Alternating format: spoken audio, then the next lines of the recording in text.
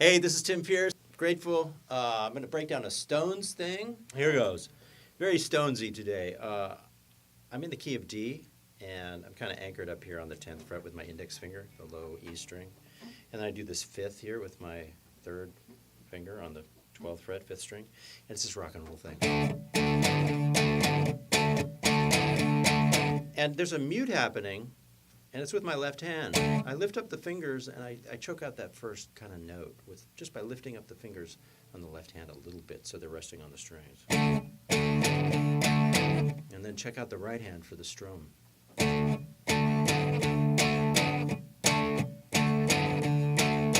But that just happens once, and I'm taking my little finger up to the 14th fret on the 5th string. And I actually have to lean forward to do this. For me, it's quite a stretch. So if it's a stretch for you, just know that that's normal.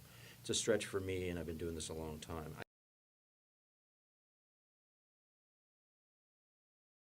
I even have to lean forward to actually make it happen. I don't know how the guys do it when they wear the guitars down at their knees, but... okay, so we're going to do that once. And then we simply slide it down 2 frets and do it again on the C. Don't want to lean forward too far, or else you're not going to be able to see, so, okay. And then I drop down to the G, and that requires a real stretch. My little finger actually hurts while I do this. Come back up to the D. I'm going to do it in sequence really kind of slow.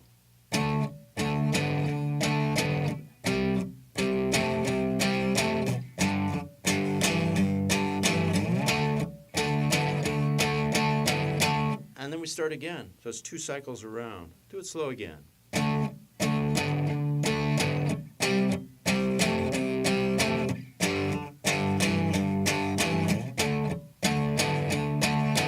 And there's another mute at the end of the phrase. Check it out. See how my hand lifts up and I mute the strings? And then the aim down here is pretty easy because you're just trying to go after the 2 low strings.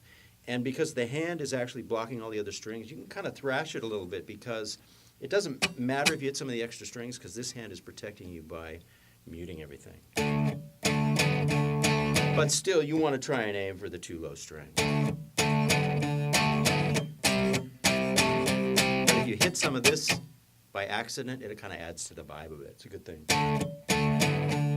So we go through this cycle twice. Here we go. And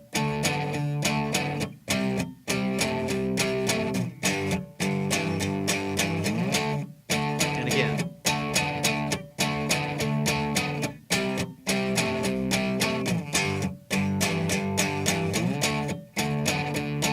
Then I move down to the C, and I play a full C chord. All 6 strings. Try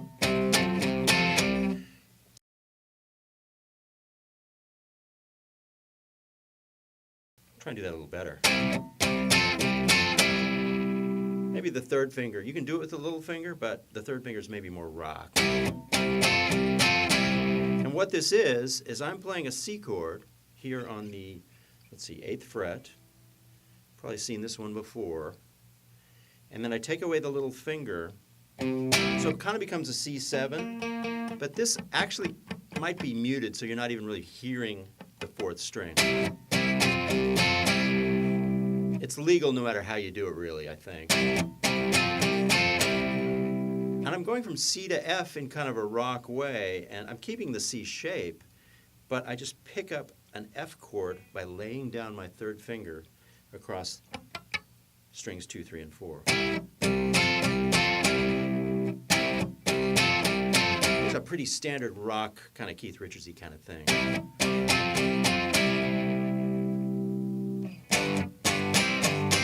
Drop down to the G, and then I come back up to D, and I do this really cool figure. That's cool to me.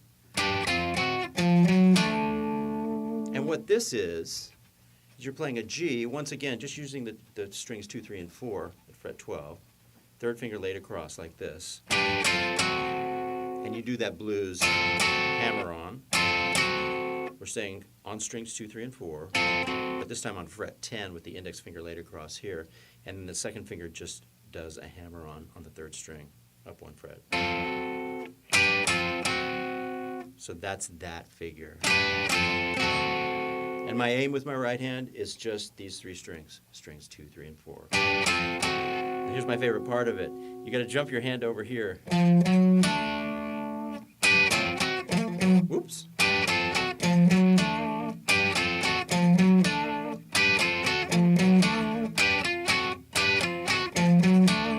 And what this is I'm bringing my index finger over to the 12th fret,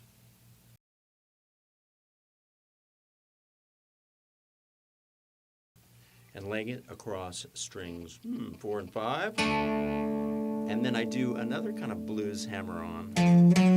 I'm picking both the notes though, and it's the minor to major thing. Same kind of philosophy here, but way down here low on these low strings. So the way this begins is you want to lay your index finger on the 12th fret, strings 4 and 5, so you're in position. But the first thing that you play is on string 6, fret 13. You just go up a half step from minor to major in the key of D, and then strike those 2 again. And what happens here, it repeats.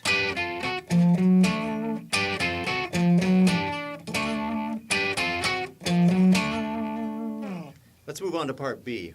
All I do is I drop down and I play a full C chord here on fret 8, my index finger across. You've seen this guy before. He's the E chord brought way up here.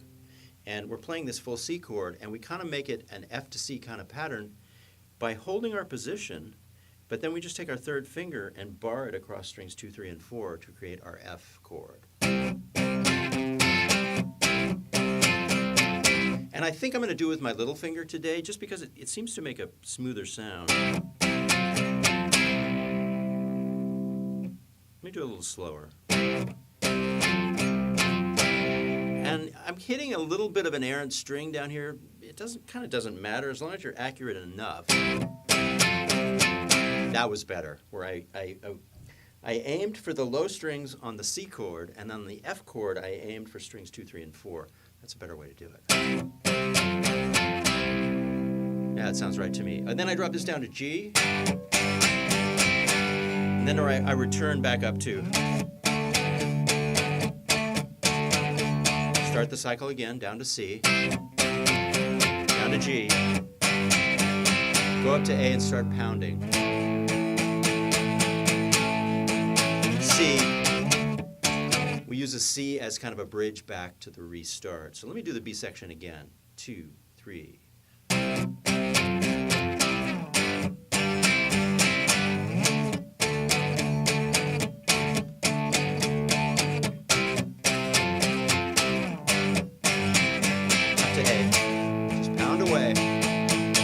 C, back to the top.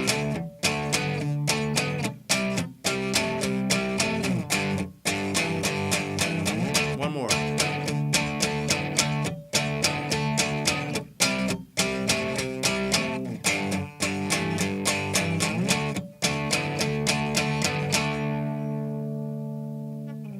So those are the 2 rhythm parts.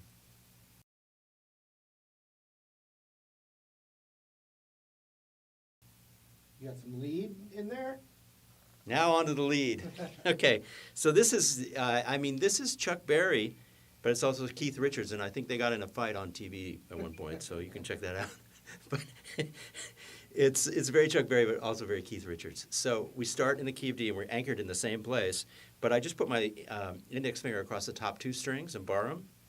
This is a very Chuck Berry thing. So here it is on fret 10, and then I take finger 3, fret 12 on strings 2 and 3, another double stop, and then we do the blues hammer, and then we land definitively on a D note, 12th fret, 4th string to finish that. So it's double stops, right? Then we simply drop it down to C, drop it down to G. And then I come up and do something different because I don't want to do the same thing forever.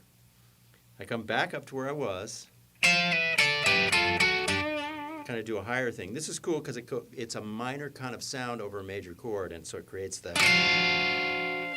which is a lovely sound. So this riff, when we return, is 3rd finger, 13th fret, top 2 strings, and just drop it down. And I think I strike, just drop it down with the left hand, and then strike again. And then we end it the same way.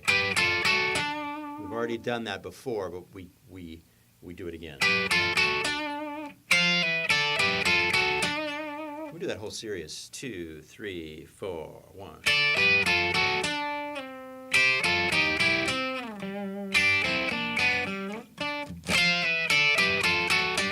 And I do my favorite thing where I thump across all the strings. This hand, I talk about this a lot, is always muting. So I can thump because you don't hear anything but, and with a cranked up amp, that's a really satisfying sound. Something I do all the time. Even a lot of times when I'm playing one note, I do it. Just love the way that sounds. Now we're going to move on to part B of this. We've come back and played this again. And we move on to the lead part that goes over, right? That goes over that. So what it is, to start with, is I take my index finger, string 4, fret 10, and I do this kind of major. Now you can see it's the same thing on 2 different sets of strings. So let's start it. Let those 2 notes ring together. So starting with my index finger, then I take my 3rd finger on fret 12 and bring it up to fret 14, and then plant the index finger down on fret 12, string 3, and let those 2 notes ring together. And I do a slide up too, and slide back down. Do the same exact thing on the next 2 strings over. And then I drop down to a D note. One more time, slowly.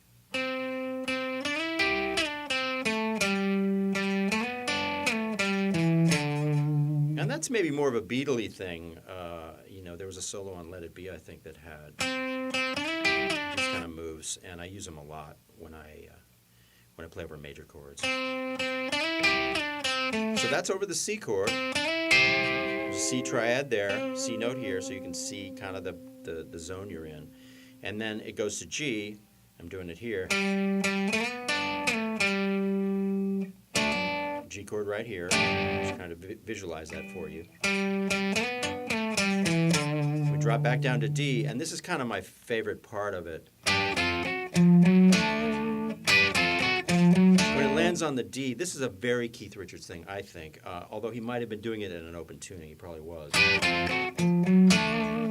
So what it is I'm doing kind of a G to D7 thing here. I bar across these 3 strings, and then I do the blues hammer right here. But I do it with 3 notes being played at the same time. So it's kind of a D minor to D7, D minor to D major.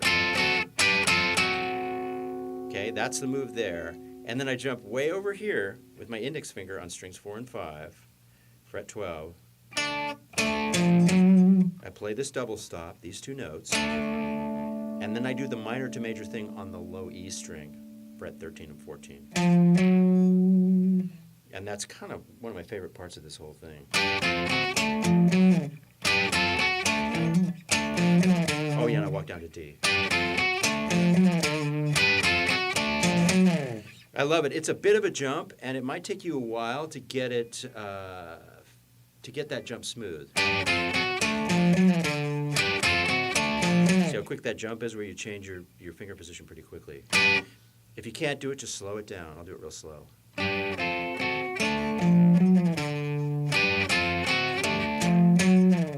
And then you come back and repeat.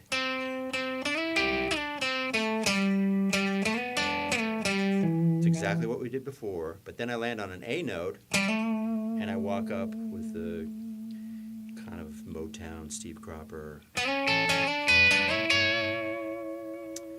6th thing, walking up an A scale. So what I did was I landed with my 3rd finger on an A note here on the 12th fret, 5th string. I hit that,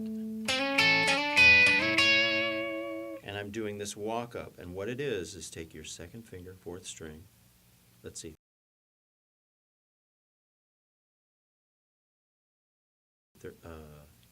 11th fret. and then your index finger, 2nd string, 10th fret, and that's where we start. That's basically the 3rd and the 1 of an A chord. So we started here with this A note, and then we play the 3rd and the 1 of the A chord, and then we walk up to a G, and then back up to an A. And these are double stops that are basically the building blocks of an A chord, a G chord, and another A chord. So the top melody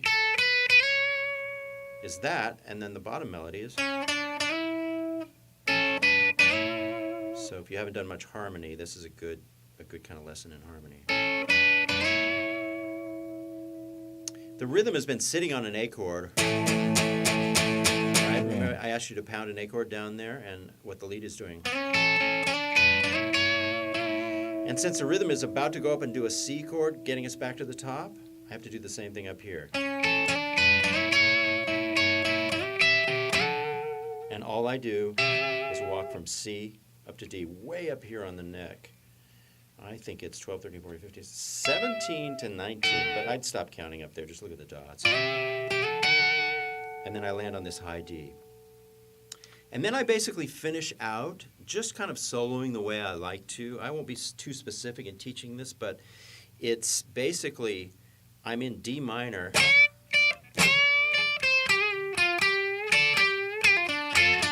Even though the chords are major, it sounds tougher to me to play in minor.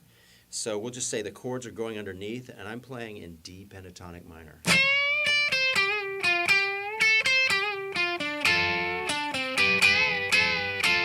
One of the things I will talk about is that I do use this double stop here. One of my favorite things to do is to pull up this double stop where I take my 3rd finger on strings 2 and 3, fret 12, and do the same thing on fret 10. I love pulling those strings.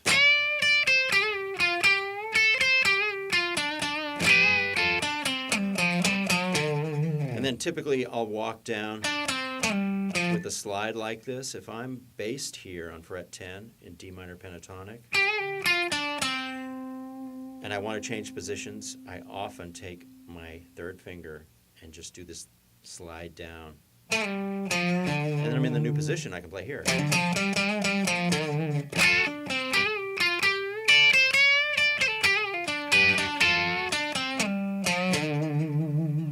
There it was. We did it. It's done. Thanks for watching. We'll see you on the next one.